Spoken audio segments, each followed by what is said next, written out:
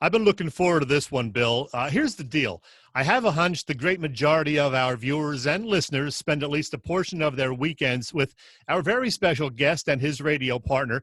It's the best sports talk radio show anywhere, in my opinion. It's Ray Didinger and Glen Macnow on 94 WIP. And since March, they've been doing a special segment on their shows every weekend called Tell Us Your Story, with a different guest from the sports world each time joining them. Always fantastic. And Glenn kindly gave us the okay to kind of borrow that format for two very special shows, one with him in about a month or so, and one right now with the Hall of Famer himself, Ray Didinger. Ray, this is going to be fun. Welcome back. Always a pleasure to be with you guys. All right. Well, hey, Ray, I'm going to kick this thing off and get it going, starting back at the very beginning. Born in Southwest Philly, raised in Delaware County, Ridley Township, just like me in Collingdale. Great place to grow up. It was. It really was. It was. I can't think of a better place to grow up than Delaware County in the 50s. Baby boom, a million kids on every block.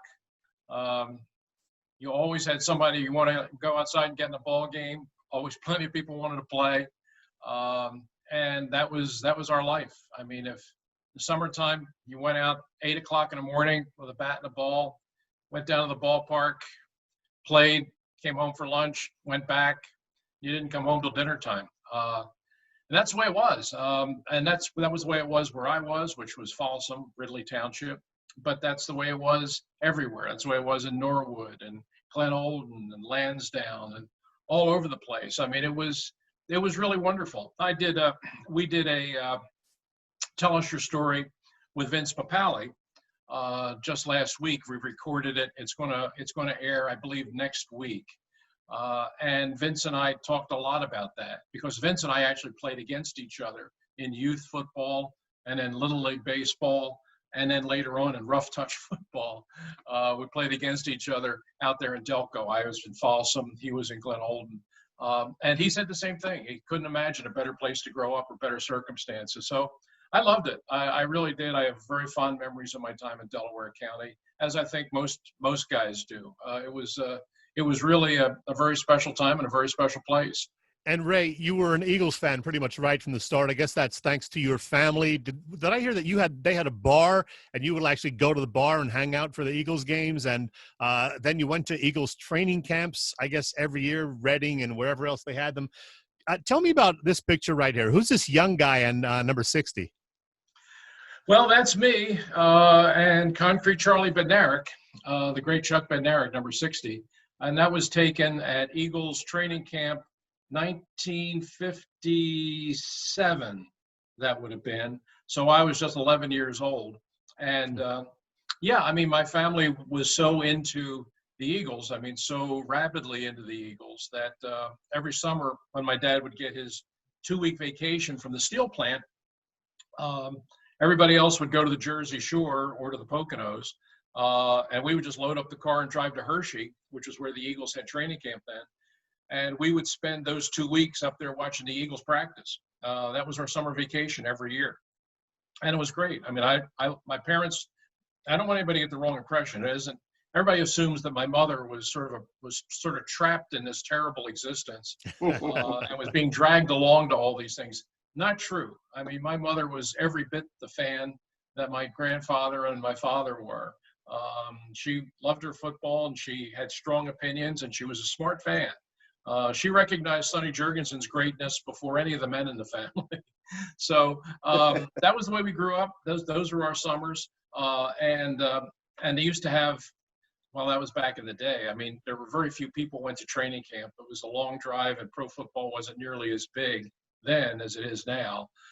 So you could go up to training camp and there were no fences, there were no barricades, there were no security guards. I mean, you could walk right up to the players and like I did with Chuck Bednarik, just walk right up and say, "Can I get a picture with you?" Sure. It was easy as that. And so that was kind of my introduction to pro football, and that was kind of my introduction to the Philadelphia Eagles. Well, Ray, based on that, I'm sure that was what kind of led you to say, I want to get into journalism. And heck, you've made 50 years out of it, so it worked out pretty well. You went to St. James. You went on to Temple as a communications major. Is that really where it started? And was that kind of the dream to come back and work Philadelphia sports or obviously the Eagles? Yeah, pretty much. Pretty much. I mean, I knew from an early age that was what I wanted to do. I mean, we used to get the Philadelphia Bulletin delivered at home, as most people did back then. You know, the old saying in Philadelphia, nearly everybody reads the Bulletin, and that was true. I mean, we all did. Everybody I knew did. We got it delivered to the house, the afternoon newspaper.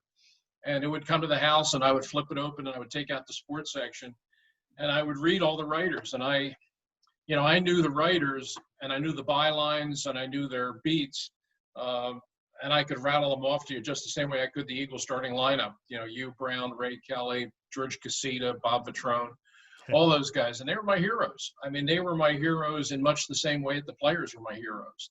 And there was a columnist there named Sandy Grady. He was the sports columnist. And he wrote a column called Man About Sports. And he was in the paper 6 days a week. The only day he wasn't in the paper was Saturday. But that was the first thing I turned to. I would pull out the sports section, and I would find Sandy Grady's column, and I would read it. It really inspired me. As much as I love sports, I loved the reading about it the next day. And the way that Sandy Grady could take the game that I watched and write it in such a way that it was engrossing, that even though I knew the score, even though I knew who the hero was, and even though I knew where the story was going, it held my interest. And that's when I really began to appreciate the true art of sports writing. So from an early age, I decided, you know, I wanted to be a writer. I wanted to be around sports. And if I was going to do all that, the place that I wanted to do it was the Philadelphia Bulletin. And lo and behold, 1967, I got an opportunity to go work at the Philadelphia Bulletin. The sports editor hired me, Jack Wilson, and gave me the desk next to Sandy Grady. So an awful lot of things happened and all fell together for me at an early age. So I was, in many ways, I was kind of just in the right place at the right time. Yeah, so throughout the 1970s, you were there at the Bulletin. You were there till 1980. You began covering the Eagles in 1970, which means this is 50 years, Ray, that you've been doing this. And there were some bad Eagles teams in the early 1970s. So you got thrown into that. What do you remember about those early 70s Eagles teams, other than the fact they were pretty bad? That was it. They were pretty bad. I mean, they were coming out of the Kuharich years. Which were really bad, and Joe kind of burned the franchise to the ground, and it took a lot of rebuilding. I mean, Leonard Toews bought the team in '69 and hired Pete Retzlaff, the great tight end, to be the general manager, and they hired Jerry Williams to be the head coach, and it was just a bad idea. You know, Leonard Toews was a rookie owner, Pete Retzlaff was a rookie general manager, and Jerry Williams was a rookie NFL head coach. And so it was sort of the old case of they didn't know what they didn't know. And you combine that with the fact that they had a roster that had very little talent, and it led to some very, very bleak years. I mean, those early 70s years, that was rough, you know, and it really wasn't until 3 coaches later that Leonard Toews found Dick Vermeil out on the West Coast and convinced him. And it took some convincing, but convinced him to move to Philadelphia and take over this bedraggled Eagles franchise. And that was when things finally began to turn around. Well, Ray, before we get to those Vermeil years, because there's some things to talk about there between you and Coach Vermeil, but before we get there, any favorite players from those pre-Vermeil years, good guys to deal with, not so guys to deal with, and good players? Yeah, I mean, there were one of the probably the best player on the team was free safety Bill Bradley, and Billy and I actually became good friends. We were just about the same age, had a lot of the same interests, same taste in music, same taste in movies. He was single, I was single. We actually hung out together some, which probably was not the smartest thing to do if you're a reporter covering a team. Mm-hmm. That you develop that kind of a social friendship with one of the players you're covering. But we did. It was just one of those things. We just hit it off. Learned a lesson, though. I mean, I knew once you're friends with somebody, you can't just stop being friends with somebody. I mean, that's just kind of happens. But I made up my mind that I would never let it happen again. You know, the way things work in pro football, everything changes, and even good players move on. And I knew, you know, at some point Bill was going to move on, and he did. But once that happened, I never allowed myself to get tight with any of the other players, because it really does get in the way of your reporting. You kind of pull your punches, and the way you cover the team, you kind of bend over backwards. Look, and there wasn't that much to say bad about Bill Bradley. I mean, he was the best player on a very bad team. And in fact, he was the first player in NFL history to lead the league in interceptions in consecutive seasons. 1970, he had 11, and in 1972, he had 9. Led the league both years. And when you think about that, how hard that is to do, to lead the league in interceptions for a team that was as bad as the Eagles were. You know, typically guys lead the NFL in interceptions. They always play for winning teams because the other team is playing catch up. The other team has to throw the ball more. A defensive back has more opportunity to make interceptions.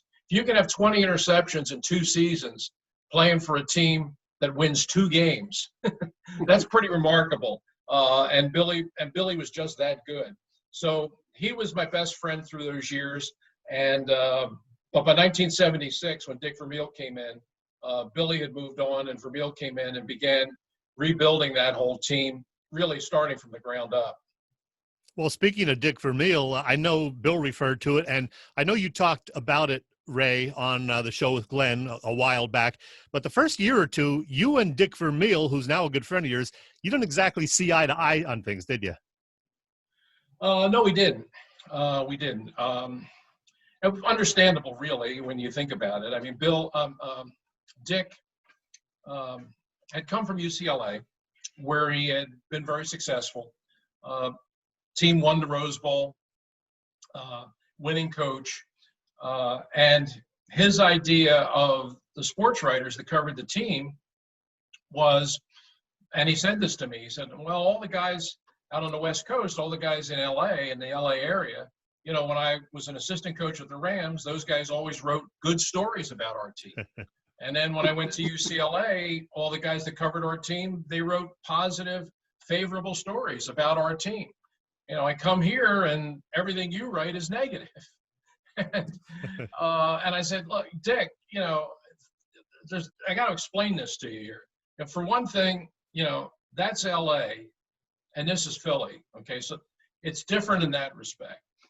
You know, also that's college football and this is the NFL. That's also different. But the biggest difference is that out there, those were good teams. and the Eagles are not. So it's nothing personal. I would like to see you succeed. I'm tired of covering losers. By 1976 was my 7th year on the beat, and I hadn't covered a winning team yet. I said, I'd really like to see you succeed, but look, I don't work for the Eagles. I work for my newspaper, and I have to come out here, and I have to put in the paper what I see on the field. And what I see on the field, and I still remember telling him, is a team that I think is going to be lucky to win 4 games this year. And Dick didn't really kind of get it. I mean, he didn't know who I was, and he thought I was just some young, wise guy that was out there to make his life miserable. But I said to him, I said, look, one of the things you're going to learn about me is that I'm an honest person, and I'm an honest reporter. And if you turn this thing around and you get this thing headed in the right direction, you won't have any problem with anything that I write, okay? But for now, I just have to write what I see on the practice field, and what I see on the practice field is a team that's really got a long uphill fight ahead of it. So, yeah, those first couple of years with Dick were pretty bumpy. But I think ultimately he kind of figured out where I was coming from. And he also began to figure out Philly and the difference between Philly and the West Coast. And once he kind of figured it out, and especially once the team got better, then everything kind of smoothed out from that point on. Mm-hmm. Well, hey, Ray, you talk about being friends with guys. long time's passed since that bunch has been playing. But you've become great friends with a bunch of those guys, I guess, now through the Dick Vermeil golf outing, where Chet and I have had an opportunity to go to a few times. Great bunch of guys now. Great bunch of guys. They really are. And it's no coincidence. Dick wanted a very specific kind of, not just player, but person to be part of his team. I mean, Dick really did believe in that notion of character matters, and character ultimately will help you win. And when he took over the team in 1976, remember, the coach that had come before, Mike McCormick, had traded away all of their draft choices. You know, Mike had come from Washington. He had been an assistant coach under George Allen with the Redskins, and he had seen what George Allen did with the Redskins, which was basically trade away all their draft picks for veteran players and turned that franchise around overnight. So Mike came to Philadelphia and tried to do the same thing, and he traded away everybody. I mean, he cleaned out the draft cupboard for like the next 4 years and tried to do the same thing, try to replicate the George Allen MO, and it just totally fell apart. And so when Dick Vermeil came in, he inherited a roster that had very little talent, a team that hadn't won in more than a decade, and had no draft choices. I mean, most guys take over a bad team, a losing team, a bottom feeder. The one thing that they have going for them is, well, at least I'm going to get a bunch of high draft picks because based on where we finished. Well, Dick wasn't even getting that. So I think you could really make a case that the job that he inherited in Philadelphia in '76 may have been the toughest coaching job that anybody in the history of the National Football League ever undertook. But he came in and he built with low round picks with what he had. You know, Wilbert Montgomery, 6th round pick. Charlie Johnson, 7th round pick. Carl Hairston, 8th round pick. I mean, all of these guys that passed over by everybody else, that was all that was left for Dick. So he picked them and just built his team around that. And guys that just had tremendous amount of heart and a tremendous amount of desire and were willing to pay the price. That's your Vince Papales, your Keith Krepfleys, and those guys. And together with a few good holdovers like a Bill Berge, Randy Logan, Jerry Sizemore, he cobbled together this team that by the third year, they were a playoff team. Really an amazing coaching job. And I really do think that Dick should be in the Hall of Fame. I really do think that he was on the ballot this year. He was under consideration this year for the Pro Football Hall of Fame. And I think when you look at what he did both in Philadelphia and then later in St. Louis, taking teams off the mat and taking them to a Super Bowl, I mean, to me, that's the definition of a Hall of Fame coach. And I hope he gets that opportunity because he really does deserve it. Yeah, I would love to see that. Absolutely. Well, before we talk about 80s and 90s Eagles football, Ray, I want to stick in the 70s for one other topic. In the past on the show here, you've already told us about your one-on-one interview with Muhammad Ali at Deer Lake, which was, certainly memorable for you. The day that Christy Brinkley invited you to lunch and you turned her down, shame on you, Ray. But one other thing, in the late 70s, you played a couple of years on a professional softball team with Billy White Shoes Johnson and Johnny Callison. There you are, Ray, looking good. Looks like you got that bat held right. Tell me about those 2 years playing professional softball. Yeah, 78, 79, I played for a team called the Philadelphia Athletics. There was the American Professional Slow Pitch Softball League. It was a real thing. It was a real league. Franchises from the East Coast, I guess our farthest West Coast team was Chicago or Minnesota. But it was really great fun. I really liked it. You mentioned Billy White Shoes Johnson was our center fielder. Johnny Callison was our player manager. And we had some really good players. We played the first year, 1978, we played our home games at Veterans Stadium, which was that was really wild. I mean, to play softball on the field at Veterans Stadium. Did you have fans come out to see you? All the visiting teams, I mean, they just loved coming to Philadelphia because they got to play at the Vet. I mean, most of the other places where we went to play, you played on real softball fields. Now they were really nice fields. They were well maintained, and they drew pretty good crowds in Detroit, Kentucky, Rochester, Minnesota, Chicago. I mean, those places were, they were softball fields, and very, very nice, and very well run. I mean, it was a very professional league. I mean, we flew everywhere. We stayed in nice hotels. They did it up right. And that first year, we wound up the final weekend. We had to play 8 games in 2 days against a team from Chicago. And we knew going in that if we won all 8 games, if we swept all 8 games, they were at the vet. If we swept all 8 games, we would go to the World Series. But we had to win all 8. And we did. We won 4 on Saturday. We won 4 on Sunday. Wow. I had the assist on the final out of the 8th game. And we wound up going to the World Series. And that was really a lot of fun.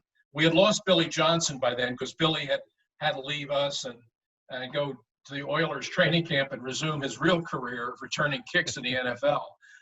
But we went on to the World Series, and unfortunately we got knocked out by the team from Cleveland. But that was really a real fun experience, and really a great year. I met a lot of really great people, made some good friends, and had the opportunity to take some bad headshots like the one that you just put up there with that. I got to keep in mind that was 1978, so that's 1978 length hair. Okay, so don't hold that against me. And Bill, I should mention, Ray didn't say this, but he was so good defensively. His nickname was the vacuum cleaner. Whoa, there you go. There you go. Yeah, that was my nickname. Gail Clements, who was our first baseman, gave me that nickname. Galen was a SWAT cop for Philadelphia Police Department. He was on the SWAT team for the Philadelphia Police, and he played with us because all the games were played on the weekend. Everybody had full-time jobs. We had one guy who was a fireman, another guy worked at Atlantic Refining. I was a sports writer. We all had full-time jobs. So all the games were played Fridays, Saturdays, and Sundays. And Galen was a Philadelphia cop. And yeah, he's the guy that gave me the nickname vacuum cleaner. So nice. Yeah. Well, hey, Ray, talking about Coach Vermeil and talk about Coach Vermeil in the Hall of Fame. What about Billy White Shoes Johnson in the Hall of Fame? What's it going to? He's this era's Jerry Kramer. What's it going to take to get Billy Johnson in the Hall of Fame? Yeah, when we had Billy on the Tell Us Your Story a couple weeks ago, we talked about that a little bit, and Billy, and Billy didn't make a big case about it. I mean, I made more of a case than he did. That I think if you look at his numbers, yeah, I mean, they definitely when he retired, and he wound up playing 13 seasons. When he retired, he was the #1 punt returner in NFL history. Now, a couple guys have passed him now. I think Devin Hester being one of them. But the fact is, I think when you look at the kind of career he had, the big plays that he made, the impact he had, I mean, you could definitely make a case for him for the Hall of Fame. What has to happen, though, is you have to get that group of guys, the voters, the board of selectors, to consider a return man. I mean, that's really what it comes down to. I know from having been on that voting body that it's hard to get those guys to weigh special teams people the same way they weigh players at other positions. Hard to do, very hard to do. I mean, when I was on the voting board, I pushed really hard for Jan Stenerud because I thought Jan Stenerud was a really important figure in football history. I mean, he kind of legitimized the soccer-style kicker and had a great career with Kansas City, was instrumental in them winning Super Bowl IV. At the time that he retired, was the leading scorer. I mean, I just thought that if Jan Stenerud belonged in the Hall of Fame, but I had to get them to accept the fact that any kicker belonged in the Hall of Fame. So finally, Jan Stenerud got in. It was a struggle, but we got him in. And then it was a struggle to finally get a punter in. And then years later, we finally got Ray Guy in. And then just a couple years ago, a second kicker went in, and that was Morton Anderson. So it's a little by little, you're starting to see the voting body is now accepting the fact that, hey, your special teams really is 1/3 of the game, which coaches always say that it is, then how can you say special teams players don't deserve a place in Canton? So we got 2 place kickers in, we got 1 punter in. Now the next frontier will be getting a return man in. And if they got to start somewhere, Billy Johnson's a good place to start. Well, speaking of the Hall of Fame, Ray, you made a name for yourself with the Philadelphia Daily News throughout the 80s and 90s, and you went to Canton in, I guess, 1995.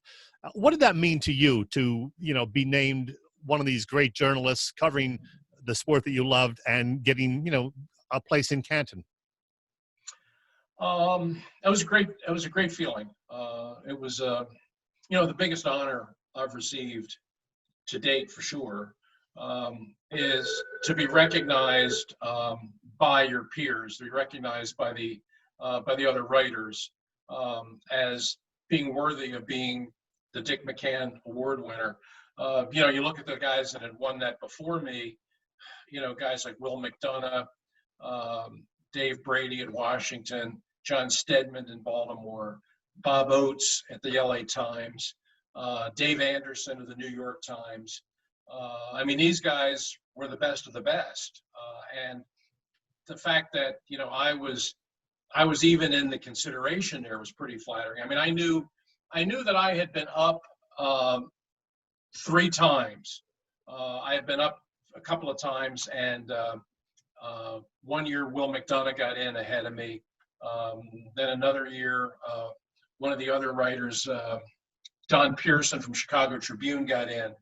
And I thought, that's fine. They deserve it. And I really kind of thought that the McCann Award is one of those sort of end of your career awards. It's like, a lot of guys get them posthumously. And they generally always come to a guy who's either retired or retiring. And at that point, I was still relatively young guy. In fact, I'm still, I believe, the youngest guy ever to get it. Wow. So I always kind of thought it was nice that I'm in the conversation, and maybe down the road here that indicates that I'll get a chance to go in. But in 1995, when they called me and told me that I was the guy, I was just blown away. I really was. And to be part of that weekend ceremony, to be part of the induction class, to be able to share it with your family, your wife, your kids. My parents came up from Florida. And having said and told you guys how much my parents love pro football, for them to come to Canton and see me be part of a Hall of Fame induction class was one of the great thrills of their life. And they had as great a time as I had in Canton that weekend. I guarantee you my parents enjoyed it that much more. So it was a wonderful occasion. And you're right, it was 1995, so it's 25 years ago. Wow. But yet I remember every minute of it like it was yesterday. That's awesome. Hey, Ray, you finished, you get in the Hall of Fame in 95, then you start working for NFL Films, I guess sometime around 96.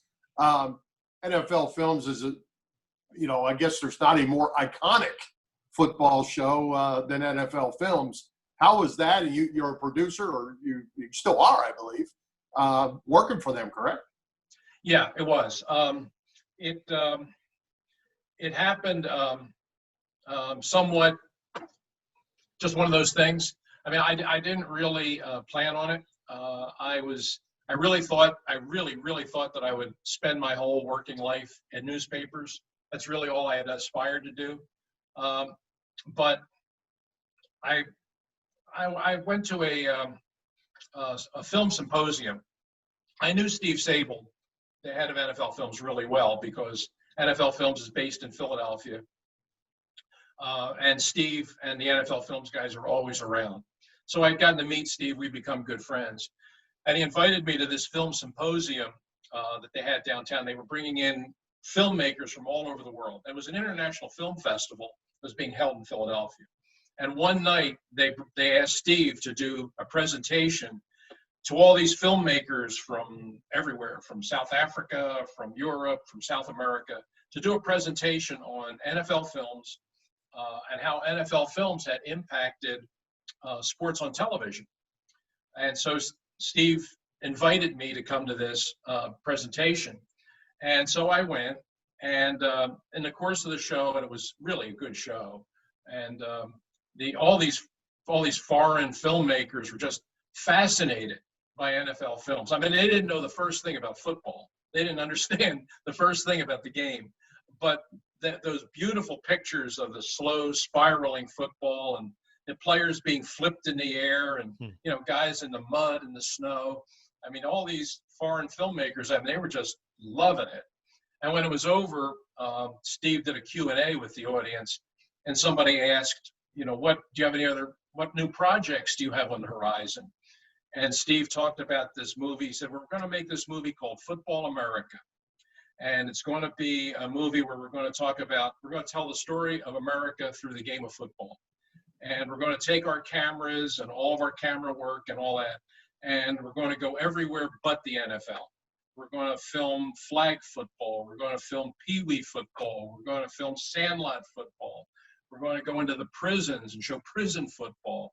And we're going to spend 1 year just following the sport of football in America. And I heard that and I said, oh man, I would love to be involved in something like that.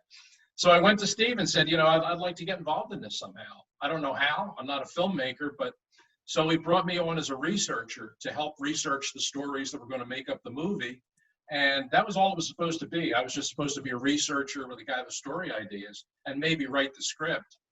And over the course of that 1 year, working with the crews and working with Steve, we developed a really good relationship so that at the end of the year, Steve said, how would you like to come and work here full time? And that was how it happened. And I wound up working there for 13 years and had just a very unexpected but very rewarding career working for NFL Films.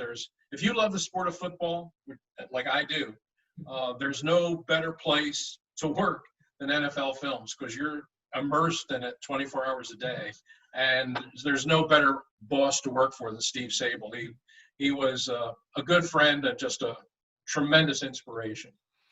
Well, Ray, the time has flown by, and we have to wrap up in a few minutes, but we'd be remiss if we didn't talk about some of the other things you've been doing. You continue to write. You've recently put out, of course, the Eagles Encyclopedia Champions Edition. I love that. You got a new book coming out next year. You continue to write occasional pieces, you know, for various websites.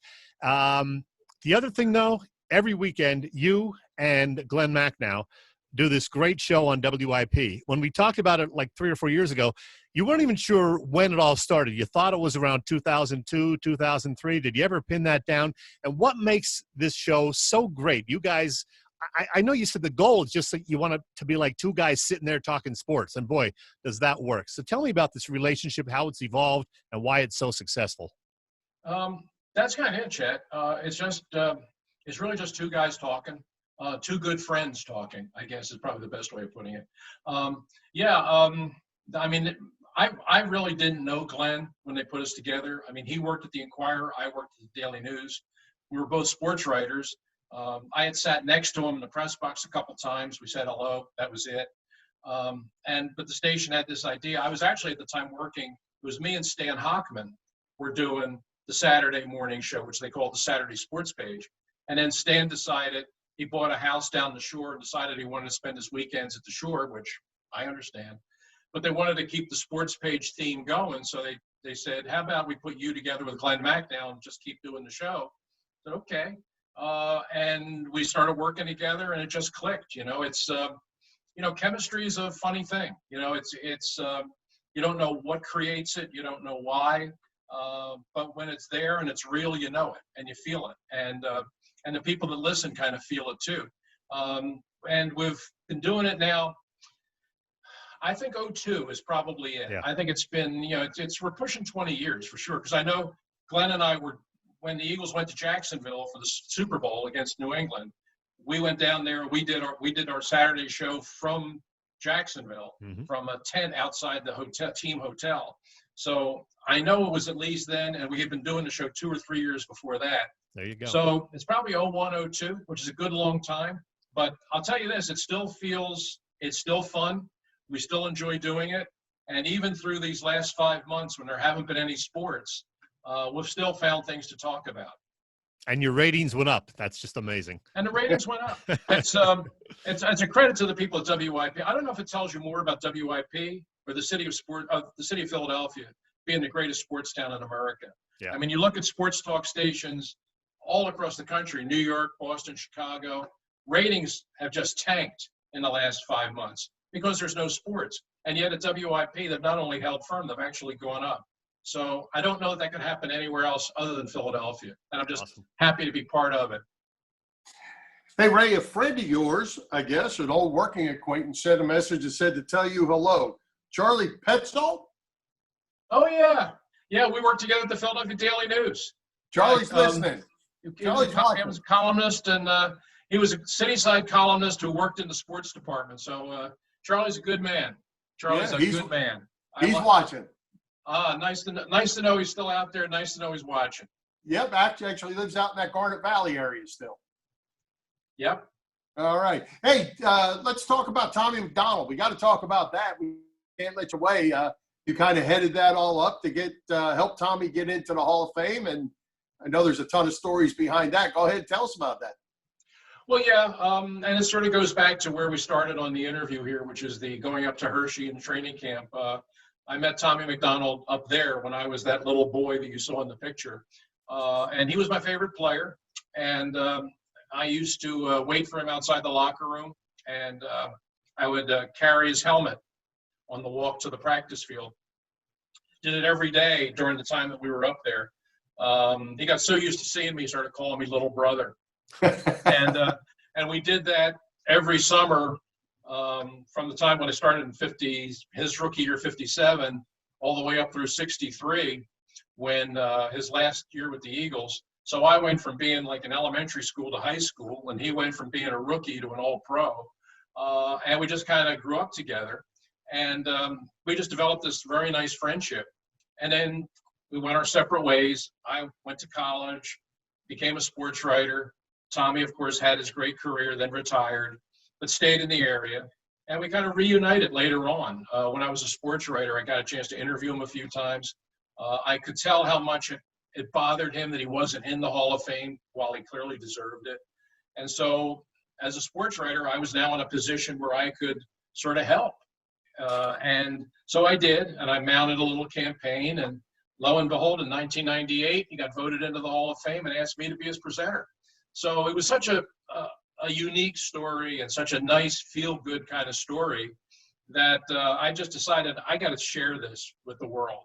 And so a couple of years ago, I sat down and wrote a play called Tommy and Me. And I took it to the folks at Theater Exile, and they liked it. And in 2016, we staged it for the first time, and it had great success. And it came back in 2017 and 2018 and 2019.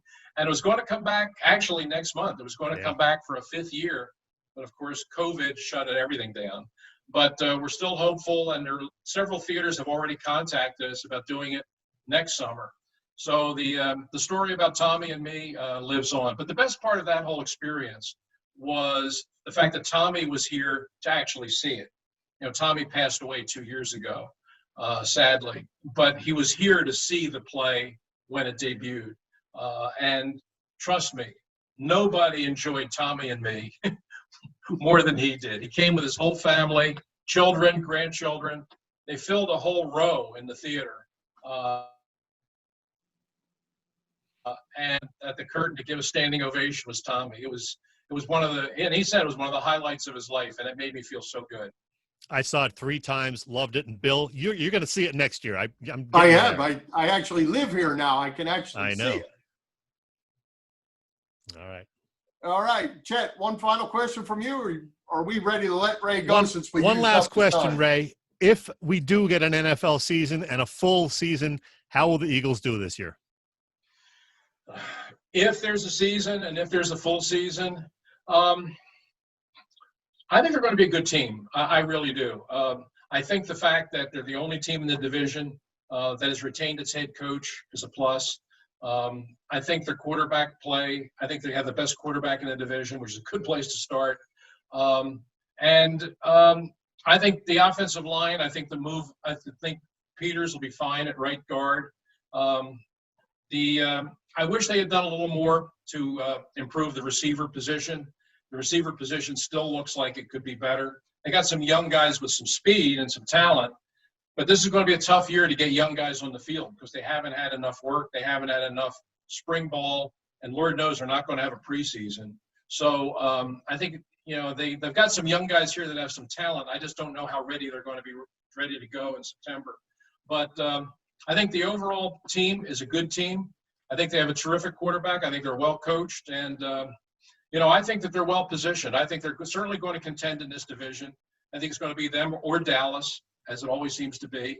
But I would not count them out. I think that in what figures to be a very wide open year in the NFL, because everybody is going to be working at the same disadvantages. I think the Eagles are going to be right in the mix, assuming we have a season. Let's hope. Absolutely.